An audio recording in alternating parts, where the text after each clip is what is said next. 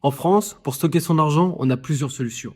Soit on le garde en format papier, que ce soit en coupure de 5, en coupure de 10, de 50 ou voire même 100. Mais pour la plupart des gens, nous stockons principalement notre argent dans des livrets d'épargne, que ce soit des livrets A ou tous autres livrets proposés par notre banque.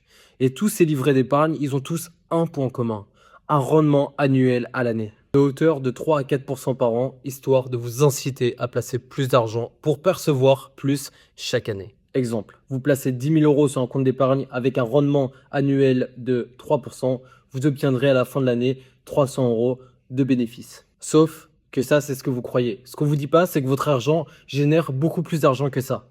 Elle génère pas 3%, mais peut-être même 7%, 8% ou voire 10% de plus par année. Mais où sont ces pourcentages qui manquent? Bah, tout simplement, ces pourcentages sont gardés par la banque. C'est un peu sa façon à elle de se payer. Et en fait, c'est un peu logique. Ils stockent votre argent, en contrepartie, ils sont payés pour stocker votre argent. Alors oui, peut-être que toi, 3%, ça te va et tu ne demandes pas plus. Sauf qu'il y a une variable, elle s'appelle l'inflation. L'inflation, c'est le pouvoir d'achat qui augmente chaque année. Alors, tu auras beau avoir un compte bancaire qui augmente grâce aux 3% annuels par an, sauf que si le pouvoir d'achat augmente aussi, bah en fait, il n'y a rien qui se passe. C'est comme si tous ces bénéfices brûlaient et n'existaient pas. Un livret d'épargne n'est pas un outil qui te fait garder de l'argent, c'est un outil qui te sert à stocker de l'argent. Et ça, c'est différent.